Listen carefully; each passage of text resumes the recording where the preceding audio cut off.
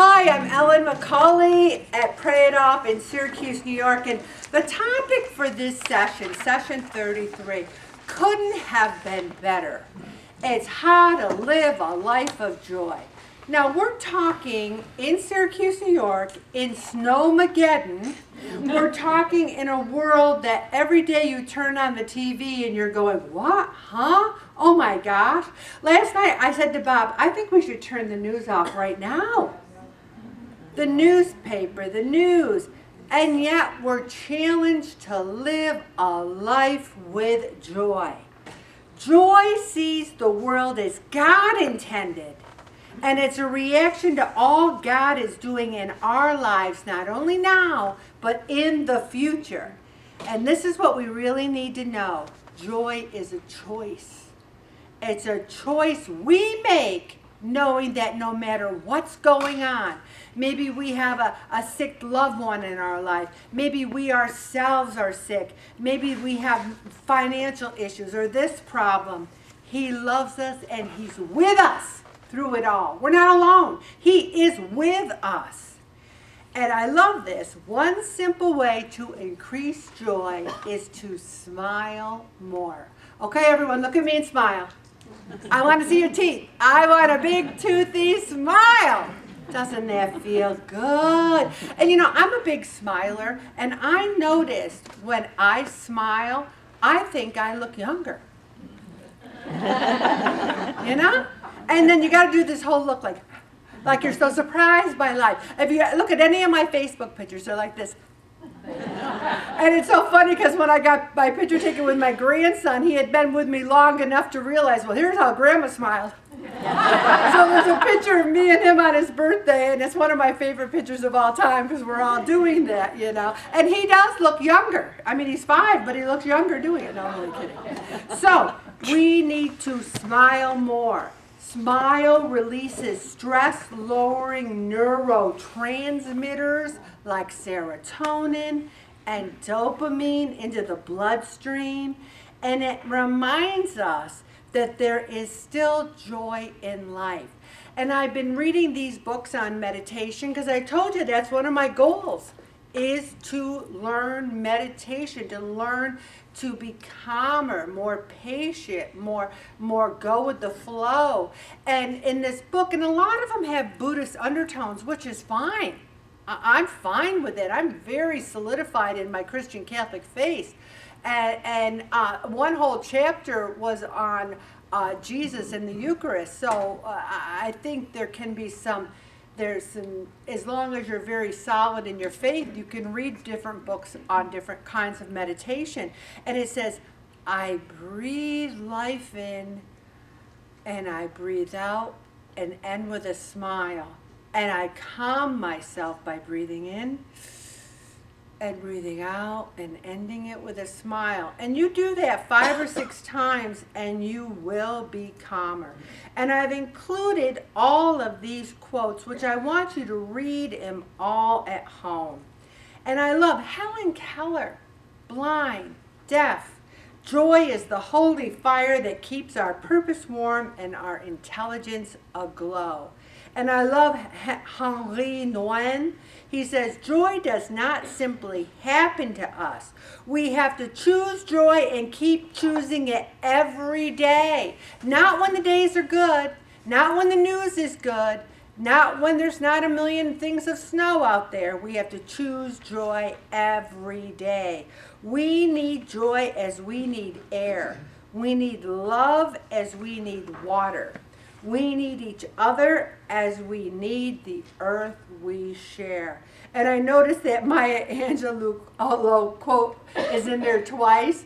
So I said it's kind of like rejoice in the Lord always. And again I say rejoice. So read Maya Angelou once and then read her again because it's a good one.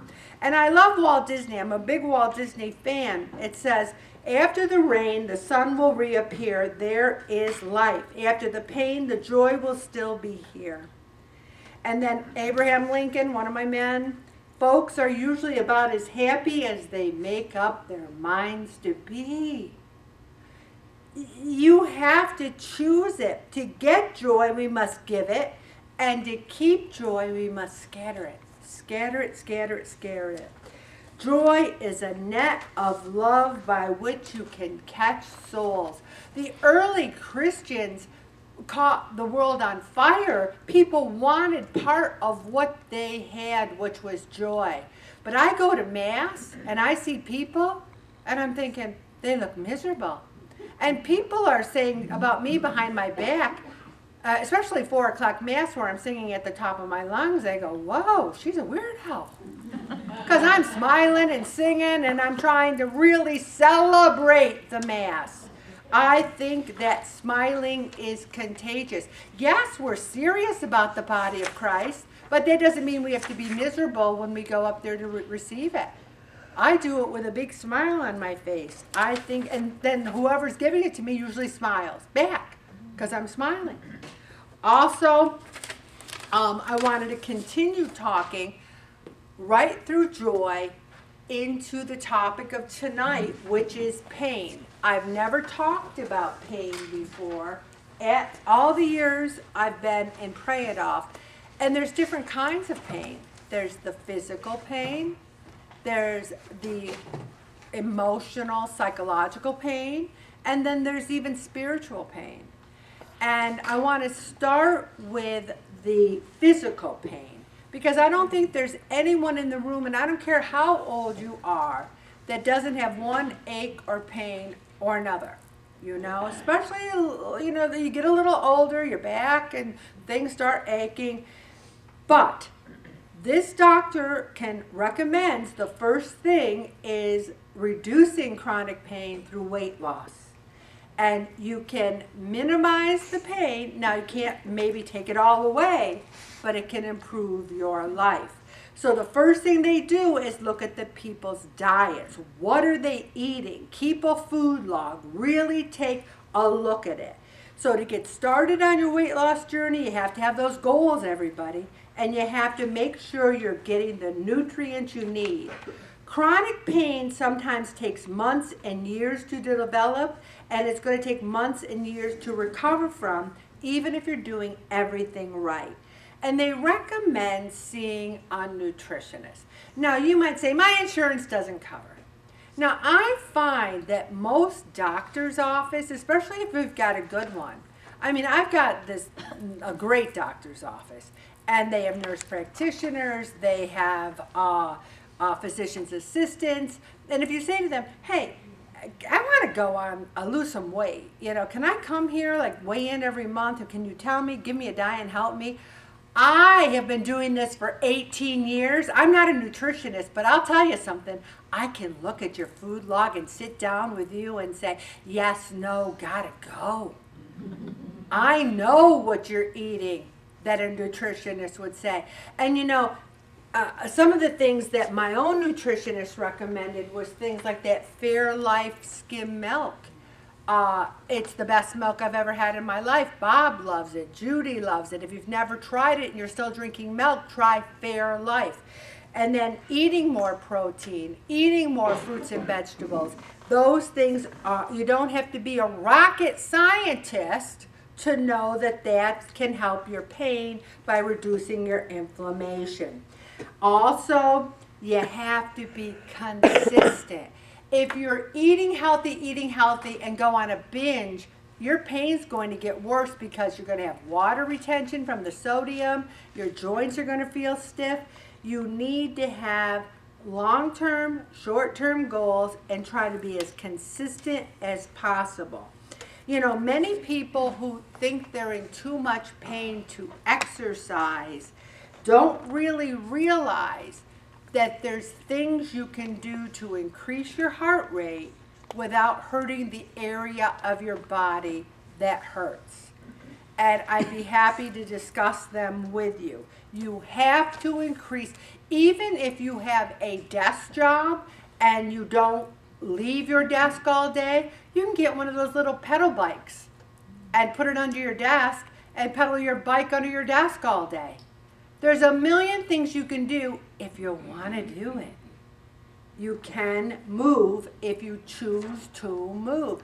I didn't want to get up today and go to the gym for 2 hours on a Pray It Off day, but But we did. Bob and I went, and I don't regret it once I get there. Also, if you're in too much pain to exercise, you might need to reduce how much you eat. Drop your calories down a little bit. Also, we all need protein, minerals, vitamins. We need vegetables and fruits. I look at some food logs, and there are no fruits and vegetables on some of your food logs. It's true. None. And you go, I don't like it. Hello. We need to train ourselves to like things we might not always like. One of the ways to reduce chronic pain is the anti-inflammatory diet. The DASH diet and the Mediterranean diet. I've talked about both of those, but guess what? I'll talk about them again if you need me to, because both of those diets are anti-inflammatory, and they're not fad diets. They're a diet that's more of a way to eat. It's not like you go on a restrictive diet. It's teaching you the way to eat. And I've been losing a little weight lately because I've changed my approach since I went to the dietitian. I thought if I starved myself, I thought if I did this, and now I try to eat whole foods, real foods, but from all the food groups, move more, and try to be as healthy as possible. Also, the processed foods, that's the killer. There's one person that has white bread. White bread and you should not be in the same conversation. There's no nutritional value in white bread. Also, the relationship between a patient's diet, exercise, is all part of a successful weight loss and pain reduction. We need to look at our sodium, especially if you're in a lot of chronic pain, because you're going to be bloated and it's going to go and it's going to hurt you. There's 8 weight loss tips for people with chronic pain that are very similar to what I said. So I want to go through them again. Stop eating the processed food. Eat anti-inflammatory foods like fruits, vegetables, lean protein, salmon, fish. And I don't mean, everyone, now that Lent's coming, the fried fish, coleslaw, and French fries. Is that a sacrifice? Oh, poor me. I can't have meat on Friday. So I'm going to have honker fried fish, tartar sauce, ketchup. I'm going to have coleslaw and French fries, and then I'll be a really good Catholic. Is that what we say to ourselves? Also, I don't know anything. Stay hydrated. I still have people who are still whining to me about the water. Just drink the water. Also, green tea. I've been having 2 cups of green tea a day, and I bought this Celestial K-pods. What are they called? K-cups. K-cups. It's called Celestial Green Tea Decaf. Because I can't have too much caffeine because I'm already wound up enough. So I get the K-cups on Amazon. It's to die for. It's delicious. Now, somebody here said improve your health with nutritional IV therapy. This isn't LA. If anyone's getting IV therapy, no one's ever told me about it. So I don't know about that. But try low impact exercises. You know, you don't have to get your heart rate up to 200 beats a minute. You go for a walk, moderate exercise is just as good. Stretch, do the balance training. Visit the chiropractor if you're in pain. One of our members highly recommends a certain chiropractor, and I'm going to put it in the email. If you're not on email, see me separate. And they do take some insurance. You might have to pay a couple bucks at the appointment, but she swears by it for her chronic pain. Also, there's also medical pain relief, and it doesn't just mean medicine. You know, we don't want people hooked on opioids, but I think there's nothing wrong with having a nerve block if you need it, or having a cortisone shot in your back. It helped me enormously when I got a cortisone shot in my back. Also, I go to a pain specialist. You have to be your own advocate. No one's going to advocate for you. If somebody says to you, I think you should wait, if a doctor says to you, I think you should wait 3 or 4 months and we'll revisit it then. I don't want to revisit it then. I want to revisit it right now. You're your boss. They're not your boss. You pay them. You say, no, I want to look into it now. I want that test now. You got to be your own advocate. I'm going to stop right there, Bobby.